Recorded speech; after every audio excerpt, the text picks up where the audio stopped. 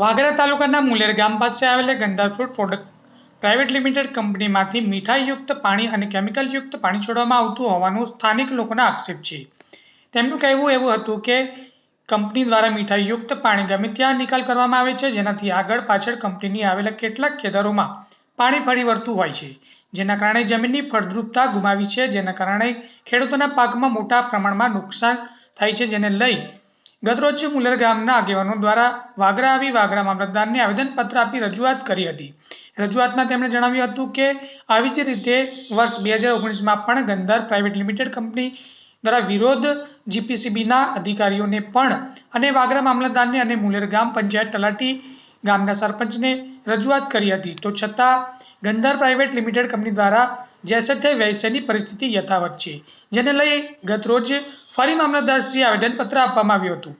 Media સમક્ષ તેમણે જણાવ્યું હતું કે મને અમારી જમીનનું વળતર 2019થી લઈ 2024 સુધીનું યોગ્ય વળતર આપવામાં આવે તેવી માંગ કરી હતી।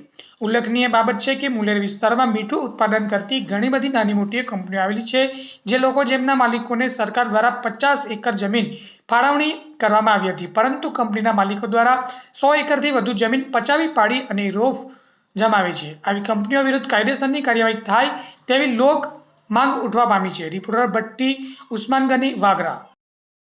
કલ્પેશ કુમાર જસવંત છે। હું મુલેર ગામથી આવું છે।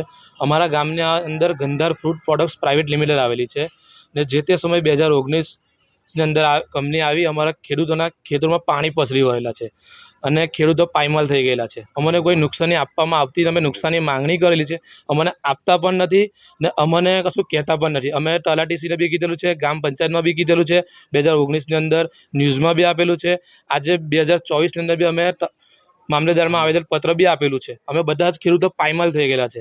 અમારી પાસે કશું ખાવા માટે અનાજ બી નથી ને કોઈ જમીન, જે જમીન હતી અમારી પાસે તે બી કંપનીવાળાએ મીઠાનું પાણી, કેમિકલવાળું પાણી બધું પાયમાલ કરી દીધું છે।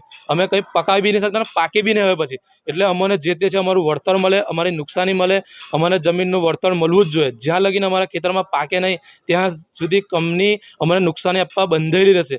કંપની અમને નુકસાની આપે એવી અમારી નમ્ર વિનંતી છે।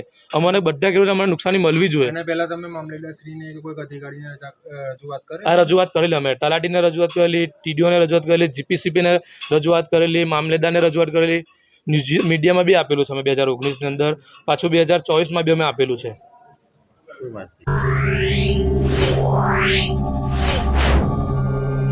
Wow.